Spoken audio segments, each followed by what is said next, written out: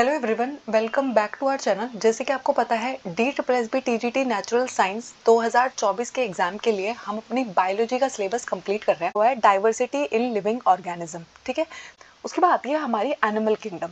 तो animal kingdom के अंदर जो ऑर्गेनिजम्स होते हैं वो यूकैरियोटिक है। हमारी प्लांट किंगडम भी यूकैरियोटिक थी। मल्टी सेलुलर है, वो भी मल्टी सेलुलर थे। लेकिन देखो यहाँ पर डिफरेंस क्या है। हमारे प्लांट जो थे वो ऑटोट्रॉपिक थे, वो अपना खाना खुद बना सकते हैं। लेकिन एनिमल किंगडम जो है वो हेटेरोट्रॉपिक है, वो अपने खाने के लिए दूसरों पर डिपेंडेंट है। ठीक है, या तो हम प्लांट से चीज़ें खाते हैं या फिर हम एनिमल्स को खा रहे होते हैं। ठीक है, इसके बाद है ना, हमारे जो प्लांट्स थे उनके पास सेल वॉल प्रेजेंट थी, लेकिन एनिमल किंगडम के पास सेल वॉल प्रेजेंट नहीं होती है। हमारी बॉडी के अंदर कोई सेल वॉल प्रेजेंट नहीं होती है। ठीक है, और हमारे जो अभी तक आपने जो प्लांट्स को देखा वो एक जगह पे स्टैटिक रहते हैं। कभी आपने देखा प्लांट घूमने निकल दिया है, ऐसा नहीं होता ना। लेकिन जो एनिमल्स होते हैं वो मोबाइल होते हैं। मोबाइल का मतलब वो वाला मोबाइल नहीं जो आप यूज़ करते हो। यहाँ पर मोबाइल से मतलब है अगर एक इंसान एक जगह से दूसरी जगह मूव कर सकता है तो उस चीज़ को हम क्या बुलाते हैं, मोबाइल बुलाते हैं। ठीक है, तो एनिमल्स जो होते हैं वो मूव कर सकते हैं एक जगह से दूसरी जगह, उनके पास सेल वॉल प्रेजेंट नहीं होती है। ठीक है, और वो हेटेरोट्रॉपिक होते हैं। अब हमारे एनिमल किंगडम को हमने इन सारे ग्रुप्स में डिवाइड किया है। Porifera, Coelenterata, Platyhelminthes, Nematoda, Annelida, Arthropoda, Mollusca, Echinodermata, Protochordata, और फिर आते हैं हमारे वर्टिब्रेटा। वर्टिब्रेटा को हमने फर्दर 5 क्लासेस में डिवाइड किया है: Pisces, Amphibia, Reptilia, Aves and mammals. अब हम एक एक करके इनको पढ़ेंगे। तो सबसे पहले आते हैं हमारे पॉरीफेरा। पॉरीफेरा को हम स्पॉन्जेस भी बुलाते हैं। अब इनका जो नाम इनको मिला ना पॉरीफेरा, वो इसलिए मिला इनकी पूरी बॉडी पे ना पोर्स ही पोर्स प्रेजेंट है, होल्स ही होल्स प्रेजेंट है। ठीक है, इनकी वजह से क्या होता है, इनके बॉडी के अंदर पानी एंटर किया और वो ऐसे कैनाल सिस्टम की तरह ऐसे घूमता रहता है और बाहर निकलता रहता है इनकी पूरी बॉडी के अंदर, और यही इनकी हेल्प करता है इनको खाना प्रोवाइड करने में, ऑक्सीजन प्रोवाइड करने में। ये नॉन मोटाइल एनिमल्स है, यानी कि ये है ना एक सॉलिड सपोर्ट के साथ अटैच रहते हैं। मोस्टली है ना ये आपको मेरीन हैबिटेट में मिलेंगे, यानी कि अगर आप समुद्र के अंदर है ना तो आपको वहाँ पर पॉरीफेरा देखने को मिलेगा। तो बहुत सारे पॉरीफेरा क्या करते हैं, वहाँ पर जो कोई भी एक सॉलिड सरफेस होगा ना उससे अटैच रहते हैं। ठीक है, और ये एनिमल्स जो है इनके ऊपर एक हार्ड कवरिंग होती है, स्केलेटन से ये कवर्ड होते हैं। ठीक है, इनकी बॉडी के अंदर आपको ज़्यादा डिफ्रेंसिएशन देखने को नहीं मिलेगा, ये मोस्टली टिश्यूज लेवल ऑर्गेनाइजेशन से ही बने हुए हैं। ठीक है, इनके अंदर कौन आता है, यहाँ से जो क्वेश्चन पूछा जाता है कि स्पॉन्जिला कौन सी फैमिली का मेंबर है, तो साइकोन और स्पॉन्जिला जो है वो पॉरीफेरा फैमिली के मेंबर है, स्पॉन्जिस फैमिली के मेंबर है। ठीक है, नेक्स्ट क्वेश्चन है सीलेंट्रेटा, जिसे हम निडेरिया भी बुलाते हैं। तो जब मैंने आपको एक्वेटिक बायोलॉजी यूनिट कराई थी वहां पर हमने निडेरिया को बहुत बार पढ़ा था। एक्वेटिक हैबिटेट है, पानी के अंदर देखने को मिलता है। डिप्लोब्लास्टिक होता है। डिप्लोब्लास्टिक का मतलब होता है जब ये बन रहे होते हैं तो यहाँ पर इनको बनाने के लिए ना 2 लेयर्स का इस्तेमाल हुआ है। आपको पता है हमारी बॉडी के अंदर है ना मेनली 3 लेयर होती है, एक्टोडम, मीसोडम, एंडोडम। तो इनको बनाने के लिए डिप्लोब्लास्टिक हम कौन से एनिमल्स को बुलाते हैं जिनके अंदर सिर्फ 2 लेयर्स प्रेजेंट है। तो सिलेंट्रेटा जो होते हैं वो डिप्लोब्लास्टिक होते हैं। इनमें से कुछ मेंबर ऐसे हैं जो कॉलोनीज में रहना पसंद करते हैं, जहाँ पर हमने एक्वेटिक बायोलॉजी में पढ़ा था कोरल्स। तो जो हमारी जितनी भी कॉरल है वो कहाँ से बिलोंग करती है। पहली बात तो कॉरल्स आपको याद रखना है कि ये एनिमल्स है। हम इनको देखने में ये प्लांट जैसे दिखाई देते हैं, आपको ऐसा लगता है एक्वेटिक प्लांट्स है ये, पर पहली बात आपको याद रखनी है कि कॉरल्स जो है वो एनिमल्स है, निडेरिया फैमिली के मेंबर है, और वो कॉलोनीज में रहना पसंद करते हैं। और उनका जो पूरा बॉडी स्ट्रक्चर है उसको होल्ड करके कौन रखता है, कैल्शियम कार्बोनेट उनकी मदद करता है। ठीक है, उसके अलावा कुछ ऐसे निडेरिया है जो सॉलिटरी रहना पसंद करते हैं, सिंगल रहना पसंद करते हैं, जो आपका हाइड्रा का प्लांट है। सबसे पहले हम बचपन में हाइड्रा का प्लांट बनाते थे ना, तो हाइड्रा का जो प्लांट है जो बडिंग के थ्रू ग्रो करता है वो क्या है, किसका मेंबर है, निडेरिया फैमिली का मेंबर है। उसके अलावा जो आपको बहुत इंपॉर्टेंट याद रखना है, जेली फिश। देखो नाम से ऐसा लगेगा फिश होगी, लेकिन जेली फिश जो है वो निडेरिया फैमिली से बिलोंग करती है, ना कि वो पाइसिस फैमिली से बिलोंग करती है। उसके अलावा आता है हमारा सी एनेमोन। तो सी एनेमोन जिसके अंदर हमारी क्लाउन फिश रह रही होती है। ठीक है, तो सी एनेमोन क्या होता है, निडेरिया फैमिली का मेंबर है। ठीक है, तो आपको यहाँ से जो क्वेश्चन पूछा जा सकता है वो क्या है, सबसे पहले आपसे पूछा जा सकता है कि जेलीफिश कौन सी फैमिली से बिलोंग करती है, तो आपको मालूम होना चाहिए निडेरिया फैमिली से बिलोंग करती है। कोरल्स जो होती है वो प्लांट्स होते हैं कि एनिमल्स होते हैं, एनिमल्स होते हैं। कोरल्स जो होते हैं वो कॉलोनीज में रहना पसंद करते हैं कि सॉलिटरी रहना पसंद करते हैं, तो आपको मालूम होना चाहिए कि कॉलोनीज में रहना पसंद करते हैं। नेक्स्ट ग्रुप है प्लेटीहेल्मिंथीज। तो इनके अंदर आपको बाइलेटरल सिमेट्री देखने को मिलेगी, ट्रिप्लोब्लास्टिक होता है। ट्रिप्लोब्लास्टिक का मतलब है इन्हें बनाने के लिए तीनों लेयर का इस्तेमाल हुआ है, एक्टोडम, मीजोडम, एंडोडम। बाइलेटरल सिमेट्री का मतलब होता है जब आप इनको कट करोगे ना तो इनका जो लेफ्ट और राइट पार्ट है वो एक दूसरे से एकदम आइडेंटिकल दिखेगा। जब आप एक सेब को बीच में से कट करते हो तो उसका एक पार्ट दूसरे पार्ट से एकदम मैच करता है, ठीक है। तो इसको हम क्या बुलाते हैं, बाइलेटरल सिमेट्री बुलाते हैं। इनके अंदर आपको सीलोम प्रेजेंट नहीं मिलेगा।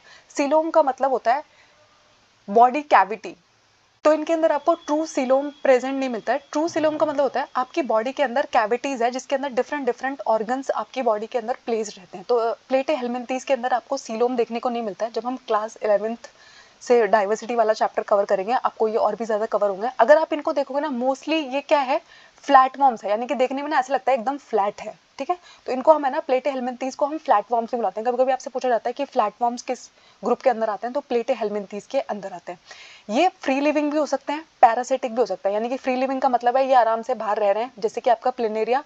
पैरासिटिक का मतलब है ये आपकी बॉडी के अंदर रह रहे हैं, जैसे कि लिवर, फ्लूक, और आपको बहुत सारी बीमारियां दे सकते हैं। तो प्लेनेरिया के अंदर आपको पता है ना हाईएस्ट रीजनरेशन कैपेसिटी होती है। अगर आपने प्लेनेरिया को डिफरेंट पार्ट्स में कट कर दिया तो वो फिर से पूरा ग्रो कर जाता है, ठीक है। लिवर, फ्लूक, टेपवर्म, ये सब किसके एग्जाम्पल है, प्लेटे हेलमिंथीज के एग्जाम्पल है। ये पैरासिटिक भी होते हैं नेचर में। जो आपका लिवर, फ्लूक है, जो टेपवर्म है, ये हमारे पेट में रह रहे होते हैं। नेक्स्ट है नीमेटोडा। इनको हम है ना राउंड वर्म भी बुलाते हैं या फिर पिन वर्म्स भी बुलाते हैं। जो इनके डिफरेंट नेम्स है ना, यहाँ से क्वेश्चन ज्यादा पूछा जाता है।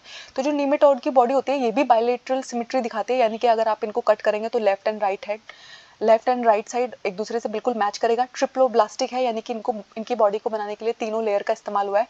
बॉडी इनकी है ना फ्लैट नहीं है, सिलिंड्रिकल है, इसलिए इनको हम क्या बुला रहे हैं, राउंड वॉर्म बुला रहे हैं।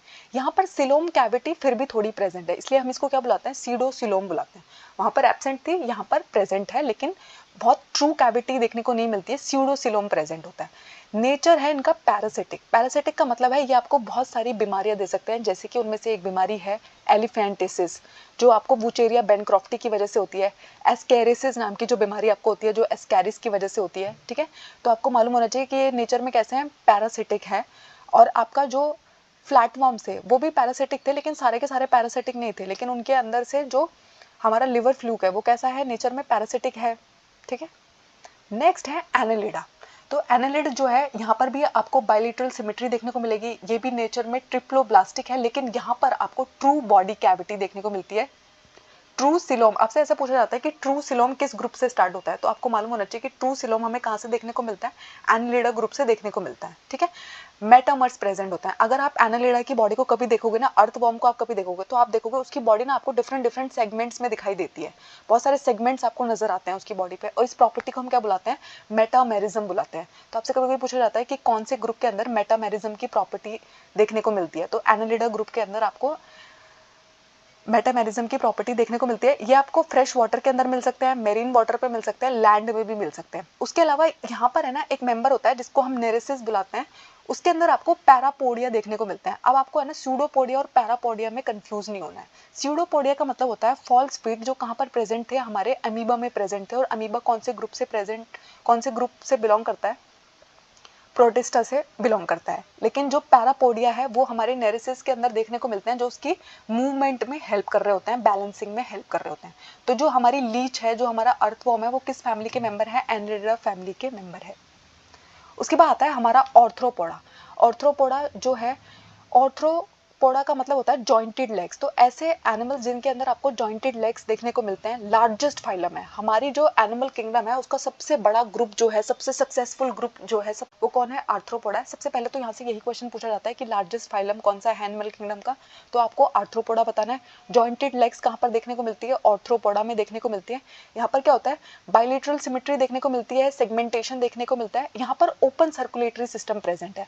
ओपन सर्कुलेटरी सिस्टम का मतलब ये है, यहाँ पर है ना हमारी बॉडी की तरह आपको आर्टरीज और वेन्स दिखाई नहीं देगी। इनके जो सारे के सारे ऑर्गन्स हैं वो किस में नहाए रहते हैं, खून में नहाए रहते हैं, ठीक है।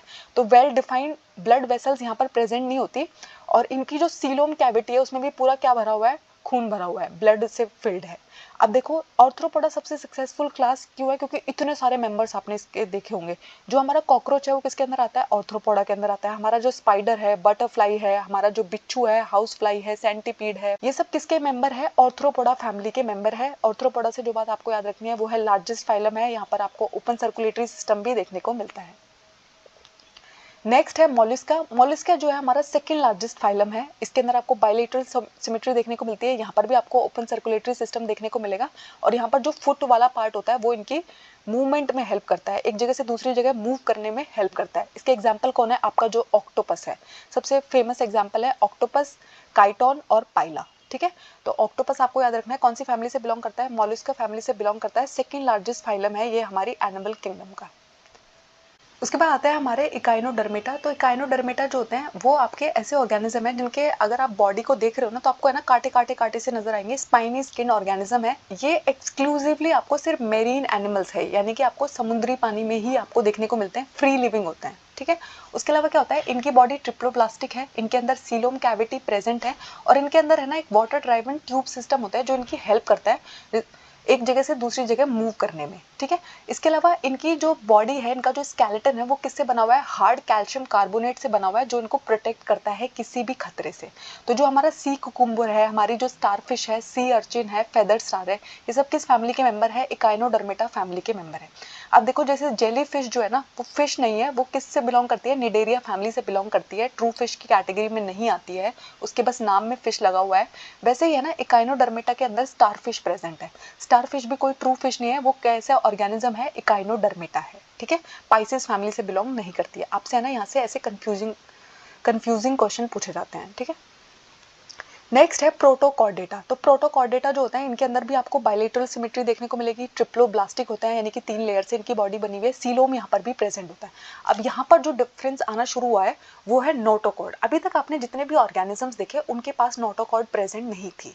ठीक है, लेकिन जो प्रोटोकॉर्डेटा होते हैं ना इनकी लाइफ में किसी ना किसी स्टेज पे कभी ना कभी नोटोकॉर्ड जरूर प्रेजेंट रही होती है, इसलिए हमने इनका नाम रखा है प्रोटोकॉर्डेटा। ठीक है, तो अब नोटोकॉर्ड होती क्या है? तो नोटोकॉर्ड है ना एक long rod shaped support structure होता है, जैसे कि आपकी बैकबोन है तो वो क्या है? आपकी नोटोकॉर्ड प्रेजेंट है वो। ठीक है, तो एनिमल्स को है ना हमारे जो बैक पे एक लॉन्ग रोड लाइक स्ट्रक्चर है जहां पर हमारे जो नर्वस टिश्यू है वो गट से सेपरेटेड रहते हैं, उसको हम क्या बुलाते हैं? नोटोकॉर्ड बुलाते हैं। ठीक है, और हमारी जो मसल्स है वो यहाँ पर अटैच होती है ताकि हम इजीली मूव कर पाए, इसको हम क्या बुलाते हैं? नोटोकॉर्ड बुलाते हैं। प्रोटोकॉर्डेटा की किसी ना किसी स्टेज पर नोटोकॉर्ड प्रेजेंट होती है, थ्रू आउट लाइफ, पूरी लाइफ नहीं प्रेजेंट होती। प्रोटोकॉर्डेटा कैसे होते हैं? मेरीन एनिमल्स होते हैं और इसके एग्जाम्पल कौन है? एम्फियोक्सिस, बेलेनोग्लोसिस। ठीक है, ये किसके एग्जाम्पल है? प्रोटोकॉर्डेटा के एग्जाम्पल है। ठीक है, यहाँ से जो क्वेश्चन पूछा जाता है वो यही पूछा जाता है कि ऐसे ग्रुप का नाम बताइए जहाँ पर है ना नोटोकॉर्ड प्रेजेंट है किसी ना किसी स्टेज के ड्यूरिंग। ठीक है, not through out the life but present है, तो प्रोटोकॉर्डेटा। उसके बाद आते हैं वर्टिब्रेटा। ठीक है, तो इनके पास है ना ट्रू वर्टिब्रल कॉलम प्रेजेंट है, यानी कि इनके पास नोटोकॉर्ड हमेशा प्रेजेंट रहती है। इंटरनल स्केलेटल प्रेजेंट है जो इनकी मसल अटैचमेंट को मदद करता है, मूव करने में इनकी हेल्प करता है। तो जो हमारे वर्टिब्रेट्स होते हैं, यानी कि जो हम होते हैं, ह्यूमंस होते हैं, वर्टिब्रेटा ग्रुप के अंदर हम आते हैं। यहाँ पर आपको बायलेटरल सिमेट्री देखने को मिलेगी। ट्रिप्लोब्लास्टिक है, हम तीनों लेयर से मिलकर बने हुए हैं। हम सीलोम प्रेजेंट है हमारे अंदर, ट्रू सीलोम प्रेजेंट है। उसके अलावा हमारी बॉडी के अंदर है ना बहुत ही हाई लेवल ऑफ कॉम्प्लेक्सिटी आपको देखने को मिलती है। हमारे हर एक पर्टिकुलर ऑर्गन सिस्टम हमारे पास प्रेजेंट है। हमारा हर एक पर्टिकुलर ऑर्गन एक पर्टिकुलर फंक्शन रोल प्ले कर रहा होता है। ठीक है, अब हमारे जो जितने भी कॉर्डेटा है जिनको हम वर्टिब्रेट्स की क्लास में दिखाई दे रहे हैं उनके अंदर क्या क्या फीचर जरूर प्रेजेंट होंगे, इसलिए वो वर्टिब्रेटा क्लास के अंदर है। उनके पास नोटोकॉर्ड प्रेजेंट होती है, डॉर्जल नर्व कॉर्ड प्रेजेंट होती है, ट्रिप्लोब्लास्टिक होते हैं, इनके पास पेयर्ड गिल पाउचेस होते हैं, सिलोम होता है। ठीक है, तो वर्टिब्रेटा को हमने 5 क्लासेस में क्लासीफाई किया है। वो 5 क्लासेस क्या है हमारी? Pisces, amphibians, reptiles, Aves and mammals. अब हम एक एक करके उनको पढ़ेंगे। तो सबसे पहले आती है हमारी पाइसिस, जिनको हम फिशेस भी बुलाते हैं। तो ये है ना मोस्टली एक्वेटिक एनिमल्स है। आपने सुनी है ना वो वाली बात कि मछली को अगर आप पानी से बाहर रखते हो तो वो मर जाती है, तो वो एक्वेटिक एनिमल है, हमेशा पानी के अंदर रहेगी। इसकी बॉडी के ऊपर आपको स्केल्स देखने को मिलते हैं। अभी क्या करती है, अपने इसकी बॉडी के अंदर है ना रेस्पिरेशन करने के लिए, सांस लेने के लिए है ना गिल्स प्रेजेंट होते हैं। तो जो फिश के अंदर गिल्स प्रेजेंट होते हैं वो क्या करते हैं? डिजोल्व ऑक्सीजन, हमारे पानी में जो ऑक्सीजन घुली हुई है उसको लेने के लिए मॉडिफाइड होते हैं। अगर हम इनको बाहर निकालते हैं, फिश को जब हम पानी से बाहर निकालते हैं वो इसीलिए मर जाती है क्योंकि वो जो एयर में ऑक्सीजन प्रेजेंट है उसको यूटिलाइज करना फिश को नहीं आता है। ठीक है, इनकी बॉडी जो होती है वो स्ट्रीमलाइंड होती है। स्ट्रीमलाइंड का मतलब होता है, आपने फिश को जब भी आप देखोगे ना आगे से नैरो होती है, पूंछ से भी नैरो होती है, बीच में जो होती है वाइड होती है, ठीक है। तो ऐसी बॉडी जो होती है ना, स्ट्रीमलाइन बॉडी, ये आपकी स्विमिंग में बहुत हेल्प करती है। मस्कुलर टेल प्रेजेंट है जो उसकी मूवमेंट में हेल्प करती है। लेकिन ये कैसी एनिमल है, कोल्ड ब्लडेड एनिमल्स है, और इनके हार्ट के पास है ना आप सिर्फ 2 चैम्बर्स प्रेजेंट है। यहाँ से जो क्वेश्चन पूछा जाता है ना, ये पूछा जाता है कि वार्म ब्लडेड कौन है, कोल्ड ब्लडेड कौन है, कितने चैम्बर्स ऑफ हार्ट प्रेजेंट है। तो आपको याद रखना है कि आपकी फिश के पास सिर्फ 2 चैम्बर्स प्रेजेंट है, ये अंडे देती हैं, ठीक है। अब हमारे पास है ना कुछ ऐसी भी फिश है जिनका पूरा का पूरा स्केलेटन जो है वो हड्डियों से नहीं, कार्टिलेज टिश्यू से बना हुआ है। तो कौन होती है, वो शार्क होती है। आपको ये बात जान के हैरानी होगी कि आपकी जो शार्क है वो पूरे की पूरे जो उसका स्केलेटन है वो किससे बना हुआ है, कार्टिलेज से बना हुआ है। फिश, कुछ ऐसी फिश भी होती है जिनका जो स्केलेटन है वो बोन और कार्टिलेज दोनों की मदद से बना हुआ है। उसके एग्जांपल कौन है, ट्यूना और रोहू फिश, ठीक है। अब पाइसेस फैमिली में कौन कौन आती है, हमारी डॉग फिश आती है, टॉर्पीडो आती है, लायन फिश आती है, रोहू आती है, सी हॉर्स आता है, ठीक है। अब यहाँ से देखो आपके लिए क्या क्वेश्चन बन सकता है, आपसे पूछा जा सकता है कि 2 चैम्बर्ड हार्ट किसके पास प्रेजेंट होता है, तो आपको मालूम होना चाहिए पाइसेस के पास प्रेजेंट होता है। आपसे पूछा जा सकता है कि jelly fish, dog fish, lion fish, rohu, इनमें से कौन पाइसेस फैमिली से बिलोंग नहीं करती, तो आपको मालूम होना चाहिए कि जो जेली फिश है वो पाइसेस फैमिली से बिलोंग नहीं करती है। नेक्स्ट हमारा ग्रुप आता है एम्फीबियंस। तो यहाँ पर है ना स्केल्स प्रेजेंट होते हैं, लेकिन इनकी स्किन आप कभी भी देखोगे ना तो बहुत ही मॉइस्ट होती है, बहुत ही गीली होती है, क्योंकि वहाँ पर म्यूकस ग्लैंड प्रेजेंट है। उनकी स्किन के पास क्या प्रेजेंट है, म्यूकस ग्लैंड प्रेजेंट है। अब यहाँ पर जो एम्फीबियंस का हार्ट होता है वो 3 चैम्बर्ड हार्ट होता है। ये किसके थ्रू रेस्पायर कर सकता है, इनके पास गिल्स भी प्रेजेंट है और लंग्स भी प्रेजेंट है, यानी कि ये पानी के अंदर भी डिजोल्व ऑक्सीजन को इस्तेमाल कर सकते हैं, उससे बाहर निकल आएंगे तो भी ये आराम से ब्रीथ कर सकते हैं क्योंकि इनके पास लंग्स प्रेजेंट है, ठीक है। उसके अलावा जो फ्रॉग होता है वो तो अपनी स्किन के थ्रू भी रेस्पिरेशन कर लेता है। उसके अलावा ये भी अंडे देते हैं। आपको पता है ना एम्फीबियंस क्या करते हैं, पानी के अंदर जाके अपने अंडे देते हैं और एक्सटर्नल फर्टिलाइजेशन हो रहा होता है हमारे एम्फीबियंस में, फिशेज में भी ऐसा हो रहा होता है, ठीक है। तो ये भी अंडे देते हैं। ये आपको पानी पे भी देखने को मिलेंगे, लैंड पे भी देखने को मिलेंगे, ठीक है। तो जो हमारा फ्रॉग है, हमारा जो टॉड है, हमारे जो सैलमेंडर्स है, वो किस फैमिली से बिलोंग करते हैं, एम्फीबियंस फैमिली से बिलोंग करते हैं। यहाँ से जो क्वेश्चन पूछा जाता है वो होता है कि कितने चैम्बर हार्ट है, और ये भी कोल्ड ब्लडेड है, ठीक है। ये बात याद रखना है कि एम्फीबियंस भी हमारे कोल्ड ब्लडेड होते हैं। नेक्स्ट है हमारे रेप्टाइल्स। तो हमारे रेप्टाइल्स भी कोल्ड ब्लडेड होते हैं, इनके पास स्केल्स प्रेजेंट होते हैं। आपने देखा है ना अपने सांप को, छिपकली को, इनके बॉडी के ऊपर आपको स्केल्स नजर आते हैं, ठीक है। अब इनके पास क्या है, लंग्स प्रेजेंट है, ठीक है। ये किससे सांस लेते हैं, फेफड़ों की मदद से सांस लेते हैं। रेप्टाइल्स के पास लंग्स प्रेजेंट है। यहाँ पर 3 चैम्बर्ड हार्ट है, लेकिन एक एक्सेप्शन है। जो क्रोकोडाइल है, जो रेप्टाइल फैमिली के अंदर रहता है, उसके पास 4 चैम्बर्ड हार्ट है। तो ये एक्सेप्शन ही हमेशा एग्जाम में पूछा जाता है कि ऐसा कौन सा मेंबर है जो बिलोंग तो करता है रेप्टाइल फैमिली से बट उसके पास 4 चैम्बर्ड हार्ट है।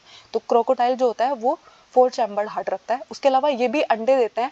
एम्फीबियन जैसे पानी में अंडे देते हैं, फिश जो है वो पानी में अंडे देते हैं, ये लोग है ना पानी के अंदर अंडे नहीं देते हैं, ठीक है। इसके एग्जाम्पल कौन है, जो हमारा स्नेक है, हमारा जो टर्टल है, लिजर्ड है, क्रोकोडाइल है, वो किसके मेंबर है, रेप्टाइल फैमिली के मेंबर है। नेक्स्ट आते हैं हमारे एविस, जिनको हम कॉमनली क्या बुलाते हैं, बर्ड्स बुलाते हैं। तो ये हमारे वार्म ब्लडेड है। देखो अभी तक हमने जो 3 क्लासेस पढ़ी थी ना वो तीनों कोल्ड ब्लडेड थे, लेकिन एविस से है ना कौन स्टार्ट हो जाते हैं, वार्म ब्लडेड एनिमल स्टार्ट हो जाते हैं। और इनके पास हार्ट भी कैसा हो जाता है, 4 चैम्बर्ड हार्ट हो जाता है। अभी तक कितने चैम्बर्ड हार्ट था, किसी के फिश के पास 2 चैम्बर्ड था। उसके बाद हमारे एम्फीबियंस के पास 3 चैम्बर्ड था, हमारे रेप्टाइल्स के पास भी 3 चैम्बर्ड था। सिर्फ क्रोकोडाइल एक एक्सेप्शन है जिसके पास 4 चैम्बर्ड हार्ट है, लेकिन जो हमारे बर्ड्स है उनके पास 4 चैम्बर्ड हार्ट होता है। ये भी अंडे देते हैं, ठीक है। इनकी जो आउटसाइड कवरिंग होती है वहाँ पर बहुत सारे पंख होते हैं, फेदर्स प्रेजेंट होते हैं, और इनके जो 4 लिम्स है वो इस तरीके से मॉडिफाई हो रखे हैं कि वो किस में मदद करते हैं, इनकी उड़ने में मदद करते हैं, फ्लाइट में मदद करते हैं। इनके पास भी लंग्स प्रेजेंट होते हैं, सांस लेने के लिए क्या इस्तेमाल करते हैं, लंग्स का इस्तेमाल करते हैं। तो जो हमारा ऑस्ट्रिच है, स्पैरो है, पिजन है, क्रो है, ये सब किसके अंदर आते हैं, एविस के अंदर आते हैं, बर्ड्स के अंदर आते हैं। और यहाँ पर 4 चैम्बर हार्ट प्रेजेंट होता है, और ये कैसे एनिमल्स है, वार्म ब्लडेड एनिमल्स है। हमारा नेक्स्ट ग्रुप आता है मैमल्स। मैमल्स जो होते हैं वो वार्म ब्लडेड एनिमल्स होते हैं। इनके पास 4 चैम्बर्ड हार्ट है, 2 एट्रिया प्रेजेंट होते हैं हमारे पास, 2 वेंट्रिकल्स प्रेजेंट होते हैं। उसके अलावा यहाँ पर जो डिफरेंस आता है, इनको हम मैमल्स क्यों बुलाते हैं, क्योंकि इनके पास मेमोरी ग्लैंड्स प्रेजेंट है, यानी कि अपने बच्चों को नरिश करने के लिए अपने मेमोरी ग्लैंड्स का इस्तेमाल करते हैं, अपने बच्चों को दूध पिला सकते हैं, इसलिए हम इनको क्या बुलाते हैं, मैमल्स बुलाते हैं। इनकी जो स्किन है उसके पास, इनकी स्किन के ऊपर आपको हेयर्स देखने को मिलेंगे। उसके अलावा स्वेट और ऑयल ग्लैंड्स भी प्रेजेंट होते हैं मैमल्स के अंदर। मोस्टली ये अपने यंग वन को पैदा करते हैं, यानी कि जो इनके जैसे दिखाई दे रहा होता है उसको पैदा करते हैं। लेकिन 2 ऐसे मेंबर है यहाँ पर जो एक्सेप्शन है, जो क्या करते हैं, अंडे देते हैं, इकाइडना और प्लेटिपस। तो इकाइडना और प्लेटिपस जो है वो मैमल्स की कैटेगरी में आते हैं, लेकिन वो फिर भी क्या करते हैं, अंडे देते हैं।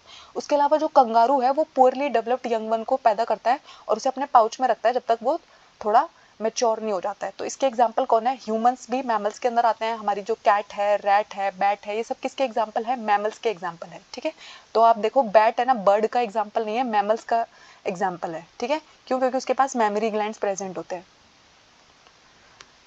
उसके बाद है ना, कार्ल लिनियस ने क्या कहता है, सिस्टम नेचुरा नाम की एक बुक लिखी थी, और जो हमारा बाइनोमियल नोमेनक्लेचर है, आपको पता है ह्यूमंस का जो साइंटिफिक नेम है वो है होमो सेपियंस।